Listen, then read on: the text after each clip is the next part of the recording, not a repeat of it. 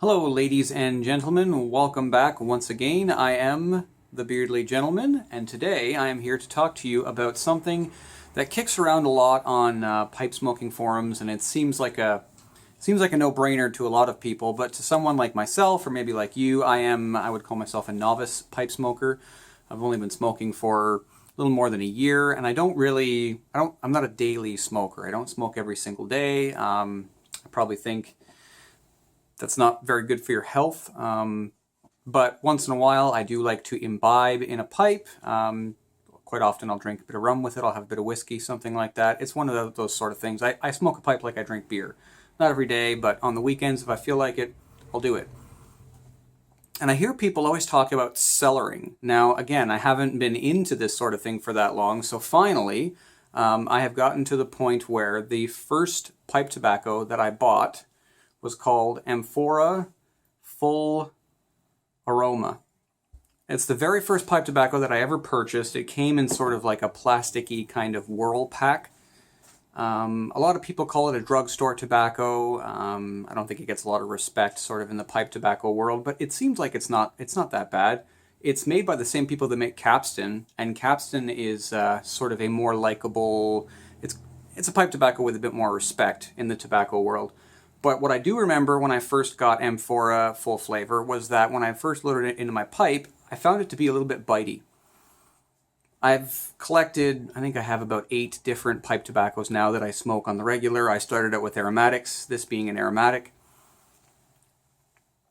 I moved into English. That's a totally different story. I kind of like it now, but when I first got into it, it was not exactly my cup of tea.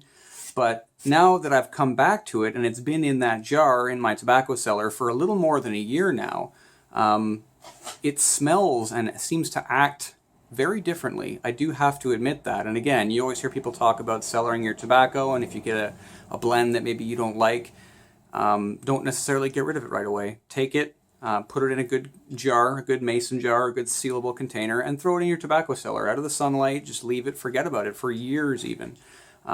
And I do have to admit that it seems like that is the case with this Amphora. Let me put a light on this.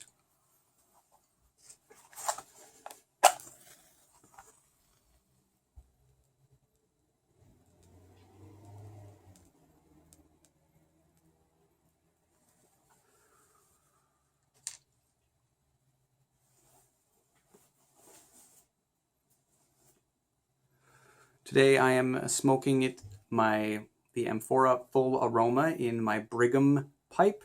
This is a Voyageur. I believe this is shape 26.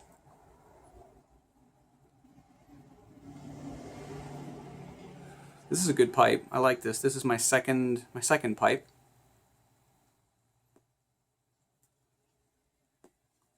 And my second Brigham as well. Quite lovely rustication on this pipe. Got the Brigham insignia. That's my little vinyl tubing pipe bit that I put on there. I like it though.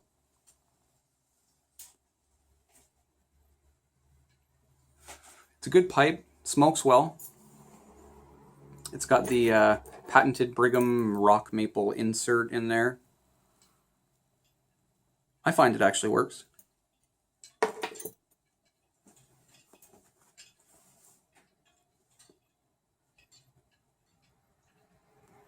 It's not a filter so much as it is just another line of, I don't want to say defense.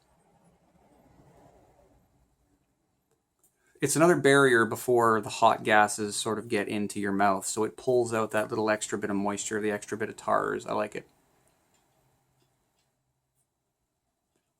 Brigham being a Canadian pipe company. There really aren't many Canadian pipe companies. There are some custom fabricators around, but Brigham seems to be pretty good. Even though they are a Canadian pipe company, but this pipe was not fully manufactured here in Canada. The bowls are turned in Italy for this grade. This grade they're turned in Italy. I have another Brigham. It's in the Heritage series line. This is a 1 dot. The Heritage line are 5 dots, and the 5 dots are produced in France, I believe. And then they send them back unfinished And here in Canada at the Brigham factory in Toronto, I believe, they match them up with their acrylic stems, and they actually put the stain and the finishing on it.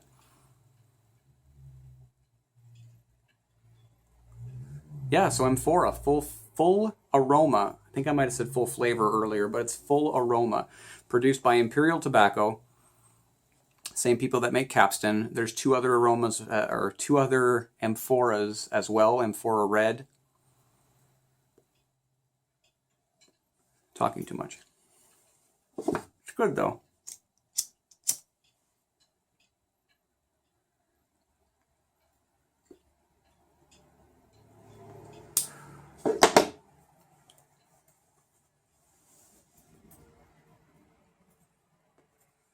That's a little better. After my experiences that I had with this when I first started pipe smoking, I was a little reticent to come back to it, just because it was a little bit bitey. I didn't like it that much. I found it burned very, very hot. I could have been biased though. I had just started pipe smoking. Maybe I didn't know how to pack my pipe properly. I have a video somewhere in my list about how I pack my pipe now. I use the Frank method.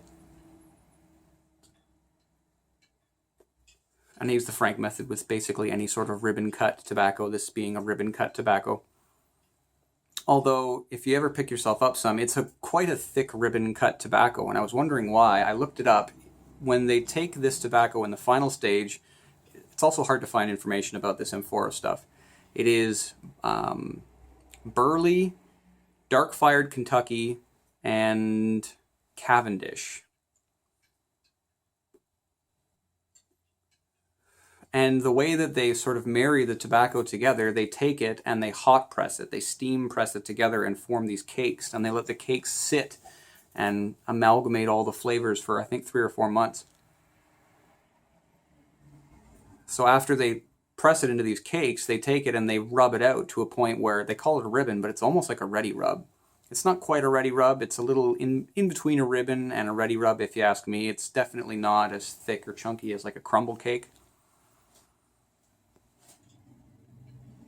But it's certainly not what I would consider to be your typical sort of Peterson or Dunhill ribbon cut.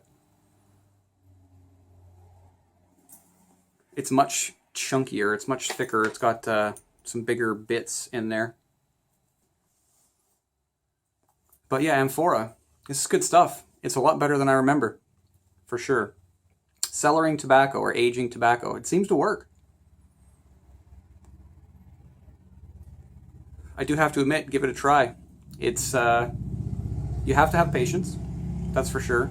It took a lot of willpower to not crack this tin open for like a year. But it does seem to be a much mellower, much smoother smoke. The topping isn't as overbearing. It didn't feel nearly as sort of gloopy, people like to say. It didn't feel nearly as gloopy as it did before. It had, even though it was sealed in the jar, it seemed to have dried just a little bit. Now it's very well behaved. Nice cool smoke. No sign of bite or irritation at all in my mouth, on my tongue.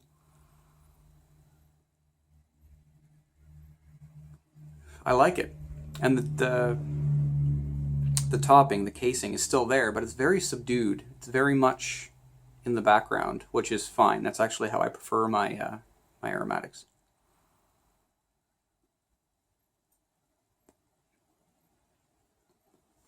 Yeah, so give it a try. Aging tobacco. It's worth a try. If you have, especially if you have a blend, you bother spending the money on a blend that you think you might like, you don't like it, take it, throw it in a jar, throw it on a back shelf somewhere in your pantry or wherever else, tobacco cellar if you have one, and just forget about it for a year, 2 years, 3 years. Label it, maybe, so that you know how old it is. Then crack it open and enjoy. Well, ladies and gentlemen, that's my 10 cents about that. Now I'm going to get back to enjoying the rest of my pipe, enjoying my Sunday, and enjoying a nice cup of tea.